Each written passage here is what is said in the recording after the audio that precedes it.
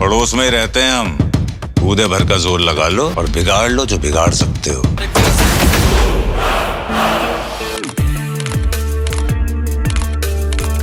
তো সিনেমাটির কাহিনী শুরু হয় জাসকিরত সিং রাঙ্গির ব্যাক স্টোরি দেখিয়ে। মানে ধুরন্ধর পার্ট 1-এ যে আমরা দেখেছিলাম যে হামজা আলী পাকিস্তানে গিয়েছে, তার অতীত সম্পর্কে আমাদের দেখানো হয় যে সে কে, তার ফ্যামিলি কি, তাকে কেনই বা সেখানে পাঠানো হয়েছিল। তো যাই হোক, জাসকিরত সিং রাঙ্গি পাঞ্জাবের পাঠানকোট নামের একটি ছোট্ট গ্রামের বাসিন্দা। তার ফ্যামিলিতে মা, বাবা আর দুজন বোন আছে। জাসির বাবা আর দাদু দুজনেই আর্মিতে কাজ করতো, তাই তারও ইচ্ছা যে ছোটবেলা থেকেই ইন্ডিয়ান আর্মিতে জয়েন হয়ে দেশের জন্য কাজ করা। তাই একদিন আর্মিতে জয়েন হয়ে ট্রেনিং নেওয়ার জন্য গ্রাম থেকে দূরে চলে যায়। কিন্তু এই দিকে তার বাবার সঙ্গে গ্রামের একজন মোস্ট পাওয়ারফুল নেতা এমএলএ সুখেন্দর সিং এর সঙ্গে ছোট্ট একটা জায়গা সম্পত্তি নিয়ে গন্ডগোল হয়ে যায়। এমএলএ সুখেন্দর তার বদনাম আর অপমানের জবাব নেওয়ার জন্য তার পরিবারের 12 জন লোক নিয়ে এসে জাসির পিতাকে গলায় দড়ি দিয়ে মেরে ফেলে। তার ছোট্ট বোনকেও সেখানে অন দ্য স্পট শেষ করে দেয়। শুধু তাই নয়, তার বড় বোনকে কিডন্যাপ করে নিয়ে চলে যায়।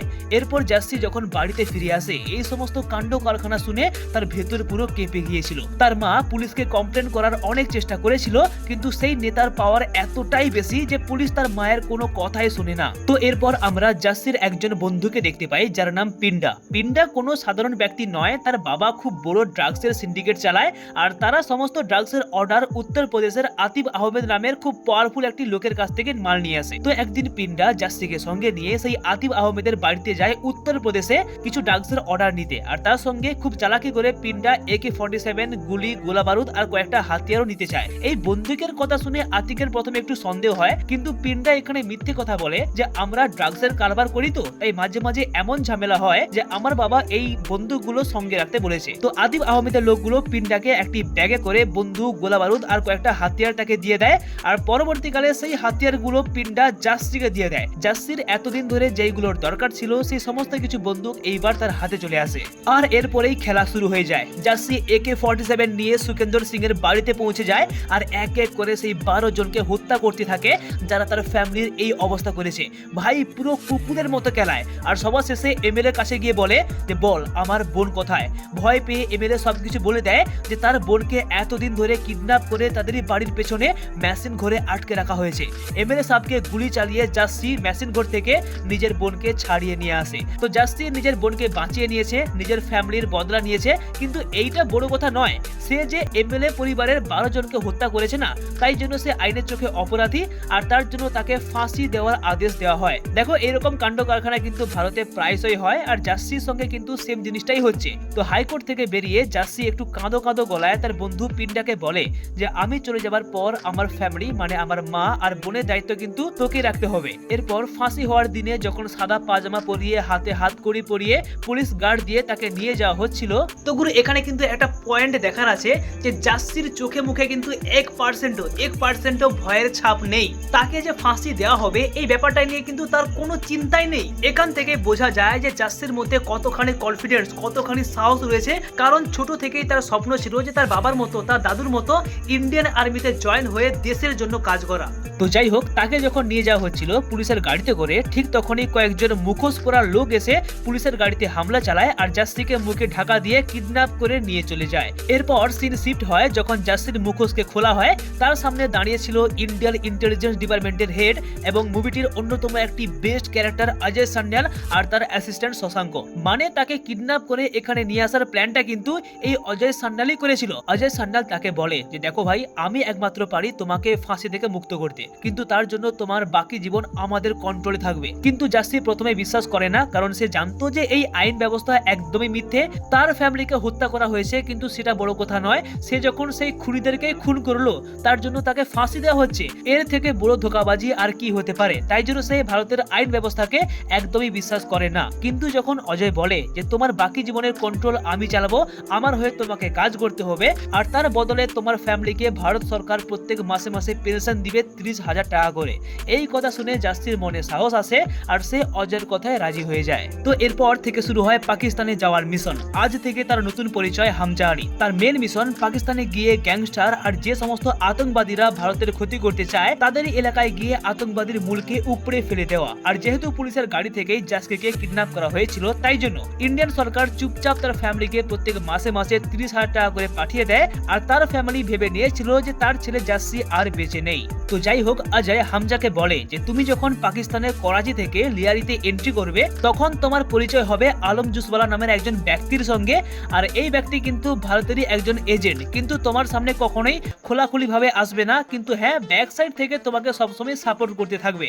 আর এইখানে কার কথা বলা হচ্ছে আশা করি তোমরা বুঝতেই পেরে গিয়েছো, সেই ডার্লিং ডার্লিং দিল কি তোড়া পিলো পিলো আলম দুধ সোডা। তো এরপর থেকে ধুরন্ধর পার্ট 1 এর কাহিনী যেখানে শেষ হয়েছিল, তারপর থেকে শুরু হয় সেকেন্ড পার্টের পাকিস্তানের কাহিনী, যেখানে হামজা আলী রহমানকে তো মেরে দিয়েছে, কিন্তু পুরো পাকিস্তান জানতো যে রহমান ডাকাতকে মেরেছে তারই সব থেকে বড় শত্রু এসপি চৌধুরী আসলাম। রহমান ডাকাতের মারা যাওয়ার পর ছোটখাটো অনেক গ্যাংস্টারের উত্থান পতন শুরু হয়েছিল, কিন্তু এইগুলোর মধ্যে সব থেকে ফেমাস হয়ে ওঠে আরশাদ পাপ্পুর পাঠান গ্যাং। আরশাদ পাপ্পু নিজেকে পুরো লিয়ারির বাদশা মনে করত, কিন্তু এইখানে একটা ছোট্ট টুইস্ট বলে রাখি যে আরশাদ পাপ্পুর গ্যাংস্টারে কাজ করতো রিজওয়ান নামের একটি লোক। সে কিন্তু একজন ইন্ডিয়ার এজেন্ট, যে কিনা হামজা আলীর মতোই নাম বদলে আরশাদ পাপ্পুর গ্যাংয়ে এতদিন ধরে কাজ করেছিল। আর এমনিতেই রহমানের গ্যাংয়ের সঙ্গে আরশাদ পাপ্পুর গ্যাংয়ের কিন্তু চিরদিনের শত্রুতা, আর এই কথাটা কিন্তু রিজওয়ান আর হামজা দুজনেই ভালো মতোই জানতো। তাই এখানে হামজা একটি প্ল্যান করে আর রিজওয়ানকে দিয়ে উজের বালোজের কাছে গিয়ে মিথ্যে বলায় যে রহমান ডাকাতের খুনের পেছনে যেমন চৌধুরী আসলামের হাত রয়েছে, ঠিক তেমনি আরশাদ পাপ্পুরও হাত রয়েছে। কারণ আমি একবার কথা বলতে শুনেছিলাম যে আরশাদ পাপ্পু আর চৌধুরী আসলাম দুজনে মিলে রহমানকে খুন করার প্ল্যান করেছিল। আর এই কথা শুনে উজের বালোচের তো পুরো দিমাগ গরম হয়ে যায়।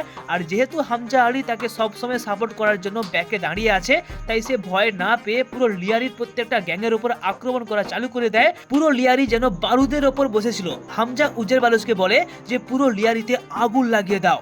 এই ভয়ানক সিচুয়েশন থেকে বাঁচার জন্য আরশাদ পাপ্পু তার নিজের সব থেকে বিশ্বস্ত ব্যক্তি জামিল সাহাবকে ফোন করে বলে যে প্লিজ আমাকে যে কোনো উপায়ে এই লিয়ারি থেকে বের করে নিয়ে যাও। জামিল সাহাব বলে যে পরিস্থিতি এতটাই খারাপ যে বাড়ির বাইরে পা রাখা মানে মৃত্যুকে ডেকে আনা, তাই আমি যাই বলছি তাই করো।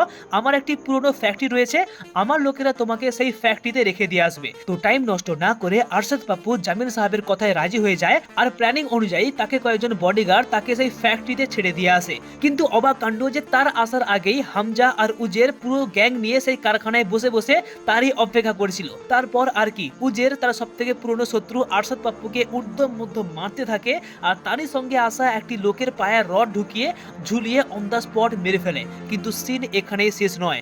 উজের পরের দিন সকালে আরশাদ পাপ্পুকে একটি গাড়ির মধ্যে বেঁধে ভরা বাজারে নিয়ে যায় আর সবাইকার সামনে তার গলা কেটে কাটা মুন্ডু নিয়ে ফুটবলের মতো খেলতে থাকে। অন দ্য স্পট এত লোকের মাঝে গলা কেটে এত বড় খুন করে সে পুরো শহরের মধ্যে একটা এক্সাম্পল সেট করতে চেয়েছিল যে now this time Uzair Baloch is the biggest gangster in Lyari. কিন্তু এই কাটা মুন্ডু নিয়ে খেলার দৃশ্যটা কিন্তু দূরে দাঁড়িয়ে হামজা আলী চুপচাপ তার ফোনে রেকর্ড করে নেয়। এখনো পর্যন্ত যতগুলো মার্ডার হয়েছে, যতগুলো খুন হয়েছে, এই সবের পিছনে কিন্তু এই হামজা আলীর মাস্টার প্ল্যান। তো গুরু যাই হোক, এরপর আমরা দেখতে পাই যে উজের বালোচের ওই কাটা মুন্ডু নিয়ে খেলার ভিডিওটা যেটা হামজা আলী বানিয়েছিল, সেই ভিডিও কিন্তু এখন চৌধুরী আসলাম, জামিল সাহাব আর মেজর ইকবাল আর একজন মন্ত্রী বসে বসে দেখছে। এই ভিডিও দেখে চৌধুরী আসলাম বুঝতে পারে যে উজের বালোচের নেক্সট টার্গেট কিন্তু সে নিজেই। তাই ভয় পেয়ে সে নিজে একটি প্ল্যান করে যে কোনো উপায়ে উজের বালোচকে পুলিশ দিয়ে গ্রেপ্তার করিয়ে এনে থানায় বন্দি করে রাখা হোক, তারপর তাকে সেখানে টপকে দেওয়া হবে। কিন্তু তার করা এই প্ল্যানটি জামিল সাহাব পরে হামজাকে এসে লিক করে দেয়। আর হামজা আলী উজেরকে বলে যে চৌধুরী আসলাম তোমাকে শেষ করার জন্য উঠে পড়ে লেগেছে। যদি নিজে প্রাণে বাঁচতে চাও তাহলে তোমাকে এখনই দেশ ছাড়তে হবে। তুমি চৌধুরীকে মারতে চাও আমি জানি, কিন্তু তার জন্য নিজের বেঁচে থাকাটা সব থেকে প্রয়োজন। এরপর উজের চুপচাপ দুবাইতে যাওয়ার জন্য বেরিয়ে পড়ে। আর হামজা কিন্তু এটাই চেয়েছিল যে উজেরকে কোনো রকম যে কোনো উপায়ে এখান থেকে বের করিয়ে পুরো লিয়ারির আন্ডারওয়ার্ল্ডকে তার হাতের ইশারায় নাচাবে। কিন্তু হামজা আলী এখানে থেমে থাকে না। দুবাই পুলিশকে ফোন করে বলে যে উজের নামের একজন ক্রিমিনাল, একজন গ্যাংস্টার তাদের দুবাইতে চলে গিয়েছে, মানে তার সম্পর্কে সমস্ত ডিটেলস দুবাই পুলিশকে লিক করে দেয়। আর এইদিকে উজের যখনই দুবাই এয়ারপোর্টে ল্যান্ড করে ঠিক তখনই দুবাই পুলিশ তাকে গ্রেপ্তার করে নেয়। আর এইদিকে পুরো লিয়ারির আন্ডারওয়ার্ল্ডের কন্ট্রোল এখন একমাত্র হামজার কাছে। সে যেন পুরো লিয়ারির বাদশা হয়ে গিয়েছে। শহরের বড় বড় মন্ত্রী থেকে শুরু করে বালুচিস্তানের সেই শেরনি গ্যাংস্টার সবাই এখন তারই সঙ্গে কাজ করে। আর এইদিকে চৌধুরী আসলাম সেই শহরের বালুচিস্তানের বড় বড় গ্যাংস্টারের ছেলেকে তুলে নিয়ে এসে হত্যা করে। আর এই খবরটি যখন হামজা জানতে পারে তার কিন্তু সত্যি খুবই খারাপ লেগেছিল। এই সমস্ত কাণ্ড কারখানা দেখে হামজা একটা প্ল্যানিং করে আর তার শ্বশুর জামিল সাহেবকে বলে কি তোমাকে কিন্তু পিএপি পার্টি ছেড়ে দিয়ে নওয়াজ শরীফের পলিটিক্যাল পার্টি জয়েন করা দরকার। কারণ হামজা অলরেডি জেনে গিয়েছিল যে চৌধুরী আসলাম যে সমস্ত কাজগুলো করছে না তাতে কিন্তু তার পলিটিক্যাল পার্টি আর বেশি দিন টিকবে না, তাই সময় থাকতে দল বদলে নেওয়া দরকার। আর যেমনটাই প্ল্যানিং তেমনটাই কাজ। পরের দিন হামজা নওয়াজ শরীফের সঙ্গে দেখা করতে যায় আর দুজনে মিলেই তাদের পার্টি জয়েন করে। আর ভোটের রেজাল্ট কি হয় না, তাদের আগের পার্টি হেরে যায় আর নতুন জয়েন করা পার্টি মানে নওয়াজ শরীফের পার্টি ইলেকশন জিতে যায়। মানে হামজা পুরো লিয়ারের আন্ডারওয়ার্ল্ড থেকে শুরু করে পলিটিক্যাল পার্টি পুরো মার্কেট সব দিক থেকে যেন তারই রাজত্ব চলছিল।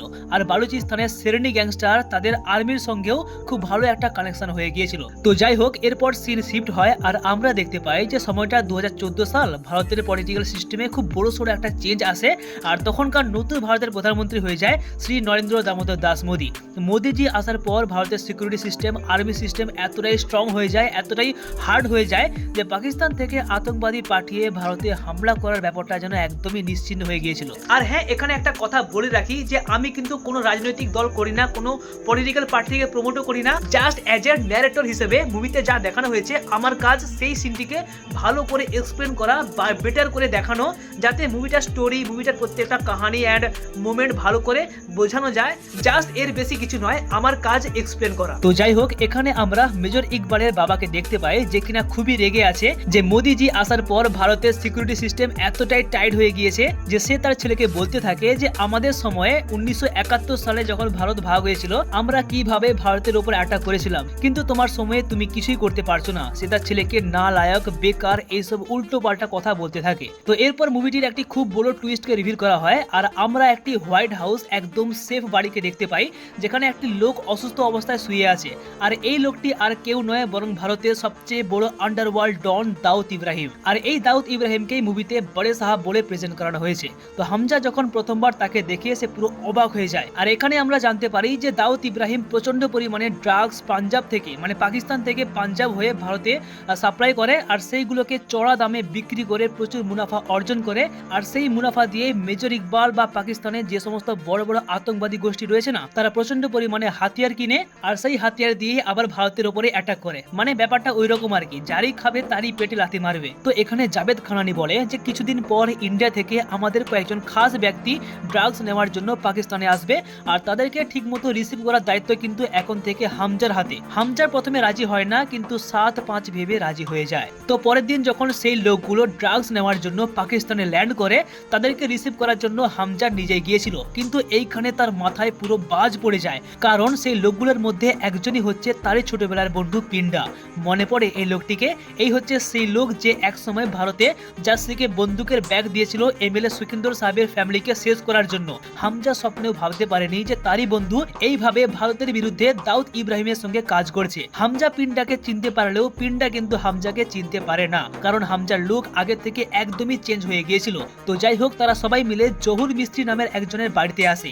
এই জহুর মিস্ত্রি কে তোমাদের যদি মনে না থাকে তাহলে এই সিনটা মনে করে দেখো, যেখানে সে বলেছিল যে হিন্দু बहुत ही डरपोक है, पड़ोस में रहते हम, गोदे भर की जोर लगा लो और बिगाड़ लो जो बिगाड़ सकते हो। यस, এই হচ্ছে সেই জহুর মিস্ত্রি যে কিনা আফগানিস্তানের খান্দার এয়ারপোর্টে ভারতের একটি প্লেনকে হাইজ্যাক করে নিয়েছিল আর এখন বর্তমানে সে পাকিস্তানে খুব বড় একটা ড্রাগসের সিন্ডিকেট চালায়। এখানে পিন্ডার কাছে কোটি কোটি টাকার ড্রাগস রাখা হয় আর সেই ড্রাগস গুলোকে চেক করার পর ফাইনালি ডিল হয়ে যায় যে সেইগুলোকে পাকিস্তান থেকে ভারতে নিয়ে এসে কালো বাজারি করা হবে। তো সেই দিনই রাত্রে হামজা নিজের বাড়িতে খুব বড় একটা পার্টি রাখে আর এই পার্টিতে পিন্ডা এত পরিমাণে নেশা করেছিল যে সে হামজাকে বলে যে আমাকে ওয়াশরুমে নিয়ে চলো, কিন্তু এইখানে পুরো গেম পাল্টে যায়। ওয়াশরুমে গিয়ে পিন্ডা হামজাকে বলে যে জাসি এতদিন হয়ে গেল তোর বাড়ির কথা কিছু মনে পড়ছে না। এই কথা শুনে হামজার মাথায় আবার বাজ পড়ে যায়। মানে পিন্ডা তাকে এয়ারপোর্টে চিনে ফেলেছিল কিন্তু সবাইকার সামনে কোনো কিছু না বলে চুপচাপ এখানে চলে আসে। পিন্ডা বলে যে ভারত আমার দেশ নয়, আমার স্বাধীন পাঞ্জাব দরকার। ভারত আমাকে কি দিয়েছে, তাই আমি এখানে দাউদের সঙ্গে কাজ করে কোটি কোটি টাকা উপার্জন করছি। যখন ভারত সরকার তোর ফ্যামিলিকে 30,000 টাকা করে পেনশন দিচ্ছিল তখনই আমি বুঝতে পেরে গিয়েছিলাম যে তুই কিন্তু মারা যাসনি আর এখন ভারতের এজেন্ট হয়ে পাকিস্তানে এসে কাজ করছিস। আমি সবাইকে তোর কথা বলে দেবো, দাউদ ইব্রাহিম, মেজর ইকবাল, জাভেদ খানানি সবাইকার সামনে তোর পর্দা ফাঁস হয়ে যাবে। হামজা তাকে অনেকবার আটকানোর চেষ্টা করে কিন্তু নেশার মধ্যে থাকার কারণে পিন্ডা তার কোনো কথাই শোনে না আর দুজনের মধ্যেই বাথরুমে খুব জবরদস্ত একটা হাতাহাই হয়। হামজা কোনো কোনো মতেই পিন্ডাকে মারতে চায় না, কিন্তু তার কাছে করার আর কিছুই থাকে না। এই হাতাফাই শেষ পর্যন্ত এমন পর্যায়ে পৌঁছে যায় যে পিন্ডা পড়ে গিয়ে বাথরুমের মধ্যেই তার মাথা ফেটে মৃত্যু হয়। এরপর হঠাৎ সিন কাট হয়ে যায় আর আমরা দেখতে পাই যে এরপর সবাই মিলে বাথরুমে গিয়ে দেখে যে পিন্ডার মৃতদেহ পড়ে আছে আর তার পাশে আলম জুসওয়ালাকে ধরে রাখা হয়েছে। আলম বলে যে সেই পিন্ডাকে খুন করেছে আর সে কিন্তু একজন হিন্দুস্তানের এজেন্ট যে কিনা এতদিন পাকিস্তানে আন্ডার কভার হয়ে কাজ করেছিল। তখন চৌধুরী আসলাম বলে যে তাহলে তোর সঙ্গে আর কে কে রয়েছে, কিন্তু তার আগে হামজা এসে আলমকে গুলি করে শেষ করে ফেলে আর বলে যে আমারই বাড়িতে এসে আমারই মেহমানকে মারবি, লাশে জ্বালা দি যায়গি। এইখানে ব্যাপারটা কিন্তু পুরো গোলমাল হয়ে গিয়েছে, তাই না? এইবারে এক্সপ্লেন করি হয়েছেটা কি। পিন্ডাকে মারার পর হামজার অবস্থা সত্যি পুরো খারাপ হয়ে গিয়েছিল। সে ভাবতেই পারেনি যে সে তার ছোটবেলার বন্ধুকে মেরে ফেলেছে, কিন্তু হঠাৎই সেই সময় বাথরুমে আলম চলে আসে আর এই পুরো ঘটনার দায়ভার সে নিজের উপরে চাপিয়ে দেয় আর হামজাকে বলে যে আমার সময় শেষ, কিন্তু তোমার নয়, তুমি যাও, তোমার মিশন কমপ্লিট করে ইন্ডিয়াতে ফিরে যাও। আর যখনই সবাই জানতে পেরে যাবে যে আমি পিন্ডাকে মেরেছি, তখন তুমি এসে আমায় গুলি করে দিয়ে মৃত্যুর সুখ দিয়ে দিও। হামজা কি করবে না করবে কোনো কিছুই ভেবে পায় না, কারণ যা হচ্ছে সবই তার প্ল্যানিং এর বাইরে। কিন্তু যাই হোক, হামজা যে এত তাড়াহুড়ো করে আলমকে মেরে দিয়েছিল, এই সিনটি দেখে কিন্তু চৌধুরী আসলামের একটু সন্দেহ হয়, কারণ যদি আলম বেঁচে থাকতো তাহলে তাকে টর্চার করে আরো অনেক ইনফরমেশন জানা যেত, কিন্তু হামজা তা না করে তাকে হঠাৎ করে মারতে গেল কেন? চৌধুরী আসলাম আর কয়েকজন পুলিশ হামজার ওপর আজ থেকে নজর রাখা শুরু করে। আর যখন আসলাম এই কথাগুলো বলছিল, তখন উপর থেকে ইয়ারিনা সবকিছু শুনে নেয়। এই কথা শুনে ইয়ারিনারও একটু সন্দেহ হয় আর রুমে গিয়ে হামজার ব্যাগ চেকিং করতে থাকে যদি কোনো ক্লু পাওয়া যায়। আর সত্যি সত্যি ইয়ারিনা হামজার ব্যাগ থেকে একটি সিক্রেট ডায়েরি খুঁজে পায়। আর হ্যাঁ, এটাই হলো সেই ডায়েরি যেখানে হামজা তার প্রত্যেকটা টার্গেটের লিস্ট লিখে রেখেছিল, রেহমান ডাকাত, আরশাদ পাপ্পু, উজের বালোচ আর বাকি যারা রয়েছে প্রত্যেকের নাম। এই ডায়েরি দেখে ইয়ালিনার পুরো হোশ উড়ে যায় আর বুঝতে পারে যে হ্যাঁ, তার হাজবেন্ড হামজা সত্যিকারেরই একজন ইন্ডিয়ার এজেন্ট। এরপর হামজা যখন বাড়িতে আসে তার অবস্থা সত্যি খুব খারাপ, কারণ একদিনের ভিতরেই সে তার বন্ধু পিন্ডা আর সিনিয়র এজেন্ট আলমকে নিজের হাতেই শেষ করে দিয়েছে। কিন্তু সেই সময় ইয়ালিনা তার দিকে বন্দুক দেখিয়ে বলে যে তোমার সিক্রেট আমি জানতে পেরে গিয়েছি, তোমার নেক্সট টার্গেট কে, তোমার আগের টার্গেট কে ছিল, এভরিথিংস, আর তুমি একজন এজেন্ট, এই কথা আমি সবাইকে জানিয়ে দেব। তুমি আমার সঙ্গে এতদিন যা করেছো সবটাই প্ল্যানিং, তাই না? তুমি আমাকে ধোঁকা দিয়েছো। কিন্তু হামজা বলে যে আমি তোমার শত্রু নই, আমি শুধু তাদের শত্রু যারা ভারতে ক্ষতি করতে চায়, সেই সমস্ত আতঙ্কবাদীরা যারা ভারতে 26/11 হামলা করেছিল, যারা পাকিস্তান থেকে ভারতে ড্রাগস নিয়ে যায়, আমি তাদের শত্রু। আর তার থেকেও বড় কথা যে এই সমস্ত লোকগুলো তোমারও শত্রু, পাকিস্তানেরও শত্রু। যে ভারতে 26/11 যারা হামলা করেছিল, কতজন নির্দোষ মানুষ মারা গিয়েছিল, তাদের কি কোনো পরিবার নেই, তাদের কোনো ফ্যামিলি, কোনো আপনজন নেই? এই চৌধুরী আসলামের মতো মানুষ যে কিনা বালুচিস্তানের ইয়ং ছেলেকে ধরে হত্যা করেছে, তাদের কোনো ফ্যামিলি নেই, তারা কি দোষ করেছিল? এই সমস্ত কথা শুনে ইয়ালিনা বুঝতে পারে যে হ্যাঁ, হামজা যে কাজগুলো করছে সেটি কোনো খারাপ কাজ নয়, বরং সে তার নিজের দেশের জন্যই কাজ করছে। তো ইয়ালিনা সবকিছু বুঝতে পেরে গিয়ে হামজাকে বলে যে এসপি চৌধুরী কিন্তু তোমার উপর সন্দেহ করেছে আর কয়েকজন পুলিশ কিন্তু তোমার উপর নজর রেখেছে। আর হ্যাঁ, একটা কথা মাথায় রেখো, আর যাই হয়ে যাক তোমার এই মিশনের মধ্যে যেন আমার ছেলের কোনো ক্ষতি না হয়। আর হ্যাঁ গাইস, আমি তো এটা বলতে ভুলেই গিয়েছি যে এখন কিন্তু তাদের দুজনের একটা ছোট্ট ছেলে রয়েছে। তো এরপর আমরা চৌধুরী আসলামকে দেখতে পাই যে খুব বড় একটা প্ল্যানিং করেছিল যে তারা সব থেকে বড় শত্রু উজের বালোচকে গ্রেপ্তার করে যখন পুলিশ রাস্তা দিয়ে নিয়ে যাবে, ঠিক সেই সময় তাকে এনকাউন্টার করে হত্যা করবে। কিন্তু এই দিকে হামজাও প্ল্যানিং করেছিল যে তার এই মিশনের ব্যাপারটা কিন্তু খুব তাড়াতাড়ি লিক হয়ে যেতে পারে, তাই জন্য সবার প্রথম কাজ চৌধুরী আসলামকে তার রাস্তা থেকে হাঁটানো। তাই সে সোজা চলে যায় বালুচিস্তানের শেরনির কাছে আর বলে যে তোমার ছেলেকে কিন্তু চৌধুরী আসলামই এনকাউন্টার করে হত্যা করেছিল। আর এই কথা শুনে শেরনির তো পুরো রক্ত গরম হয়ে যায় আর সে হামজাকে বলে যে বলো চৌধুরী আসলাম কোন দিন কোন রাস্তা দিয়ে গাড়ি নিয়ে যাবে, আর আমি একদম রেডি আছি। তো পরের দিন আমরা দেখতে পাই যে যখন প্ল্যানিং অনুযায়ী চৌধুরী আসলাম তার গাড়ি নিয়ে পুলিশ ফোর্স নিয়ে উজের বালোচকে গ্রেপ্তার করার জন্য যাচ্ছিল, ঠিক সেই সময় একটি ছেলে গোলা বারুদ ভর্তি একটি গাড়ি চালিয়ে নিয়ে এসে সোজা আসলামের গাড়িতে ধাক্কা মারে আর বিশাল শব্দে ব্লাস্ট হয়ে এখানে চৌধুরী আসলামের কাহিনী দা এন্ড হয়ে যায়। কিন্তু এরপর মুভিটির কাহিনী আরো ইন্টারেস্টিং হয়ে যায়। এইদিকে দাউদ ইব্রাহিম আর জাভেদ খানানি প্ল্যানিং করে যে 60,000 কোটি টাকার জাল নোট ভারতে সাপ্লাই করবে যাতে ভারতের অর্থনীতি ভেঙে পড়ে। কিন্তু এই কথাটি হামজা তার সিনিয়র অজয় সান্যালকে জানিয়ে দেয় আর স্যার অজয় সান্যাল তার ইন্টেলিজেন্স ডিপার্টমেন্টের সাহায্যে এই খবরটি ভারতের প্রধানমন্ত্রীকে জানিয়ে দেয়। এরপর ভারতে একটি ঐতিহাসিক পরিবর্তন আনা হয় যে 2016 সালের 8 নভেম্বর থেকে পুরনো 500 আর 1000 টাকার নোট একেবারে বন্ধ। নোটবন্দি হওয়ার পর ভারত ভারত থেকে শুরু করে পাকিস্তানের আন্ডারওয়ার্ল্ড পুরো হেলে গিয়েছিল। আর ভারতে যে সমস্ত গ্যাংস্টার পাকিস্তানের হয়ে কাজ করত তাদের অবস্থা সত্যি খারাপ হয়ে গিয়েছিল। যেমন উত্তরপ্রদেশের আতিফ আহমেদ, যে কিনা পাকিস্তান থেকে ড্রাগ সাপ্লাইয়ের কাজ করত, তার সমস্ত বেআইনি ব্যবসা প্রায় বন্ধ হয়ে যাওয়ার পথে। কিন্তু এই নোটবন্দির সব থেকে বড় ধাক্কা লেগেছিল জাভেদ খানানির, কারণ তার কারখানাতেই সেই 60,000 কোটি টাকার নোট রাখা ছিল, যেগুলো বর্তমানে শুধুমাত্র একটি সামান্য কাগজের সমান। আর এইদিকে অজয় সান্যাল হামজাকে খুললেআম বলে যে এইবার অ্যাকশন শুরু, হসলা ইন্ধন বদলা। পাকিস্তানি যে সমস্ত গ্যাংস্টার যারা কিনা আতঙ্কবাদী হয়ে ভারতের সঙ্গে শত্রুতা করেছে, এক এক করে তাদের শেষ করে দাও। এরপর পাকিস্তানে শুরু হয় আননোন মেনের অ্যাটাক, যে কিনা ছোট্ট গ্যাংস্টার থেকে শুরু করে বড় মাপের গ্যাংস্টারদেরকে খুঁজে খুঁজে এনকাউন্টার করা হয়। আর এইদিকে হামজা সবার প্রথমে জাভেদ খানানির কারখানায় গিয়ে তাকে সেখানেই দা এন্ড করে দেয়। আর সেই জহুর মিস্ত্রি যে কিনা ভারতের প্লেনকে হাইজ্যাক করেছিল, তাকেও খুঁজে বের করে দা এন্ড করে ফেলে। শুধু তাই নয়, পুরো পাকিস্তানের প্রত্যেকটা রাস্তা, প্রত্যেকটা অলি গলি যেখানে কান পাতা যায়, সব জায়গায় যেন এনকাউন্টারের শব্দ।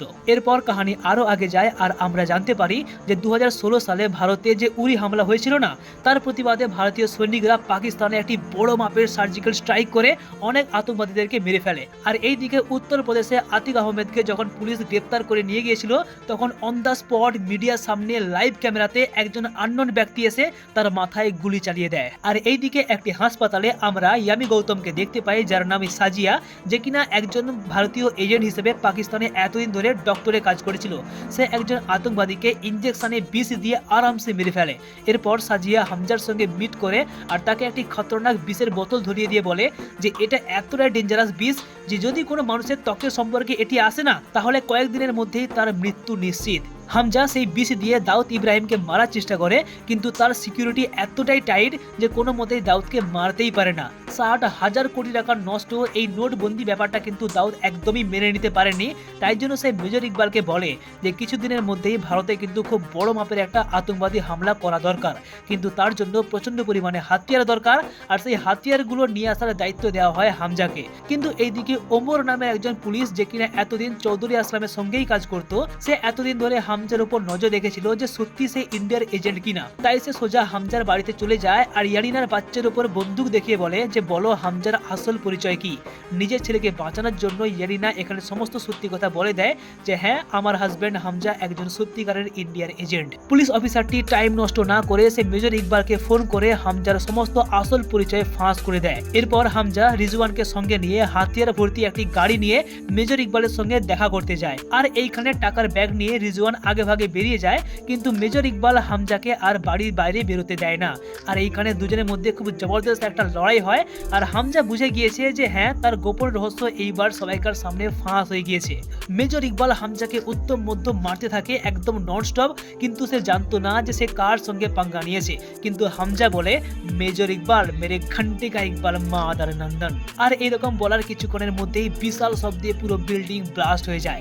মানে হামজা প্ল্যানিং করে এসেছিল যে মেজর ইকবালকে যে হাতিয়ারগুলো দিয়েছে না, সেগুলোর ভিতরে টাইম বম ফিট করা ছিল।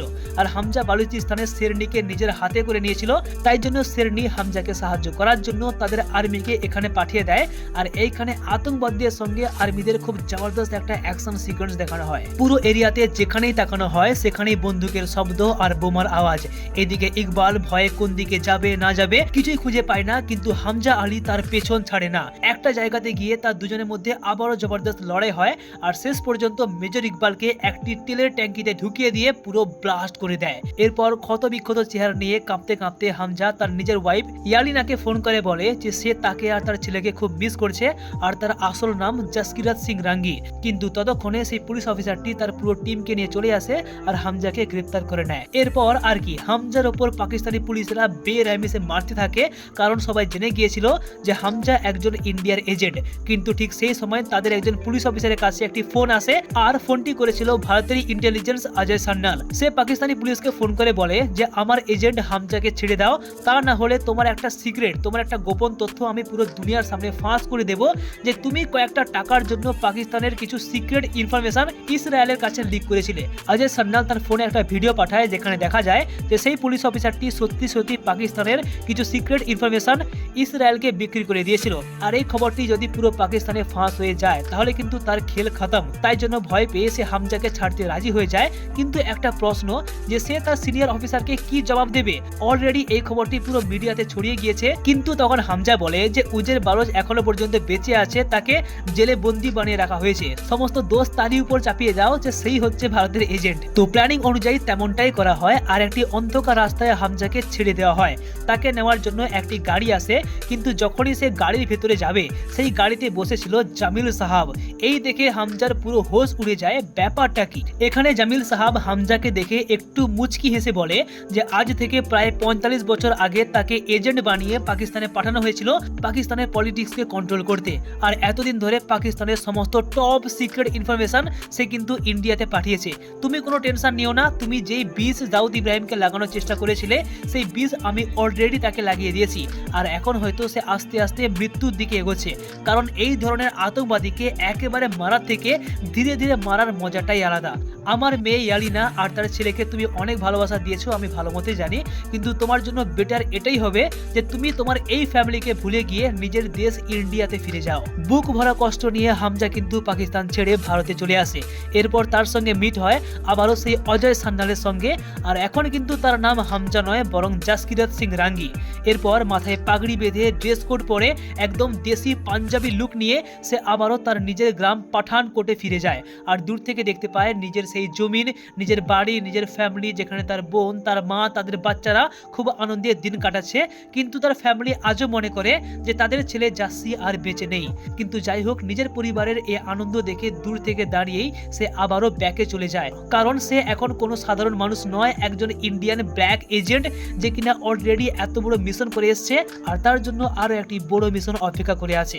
আর সর্বশেষে আমাদের জাসকিরত সিং রাঙ্গির ট্রেনিং দেখানো হয়, যেখানে তাকে কি করে এজেন্ট করানো হয়েছিল প্রত্যেকটা ট্রেনিং এভরিথিং দেখানো হয়, যেখানে জলের নিচে শ্বাস আটকে রাখা, বন্দুক চালানো, নিজের এজেন্ট লোকেদের সঙ্গে ফাইট সিকোয়েন্স এভরিথিং দেখানো হয়, যেগুলো কিন্তু কোনো সাধারণ মানুষের পক্ষে করা একদমই অসম্ভব। আর এখানেই এই মাস্টারপিস সিনেমাটির কাহিনী দা এন্ড হয়ে যায়।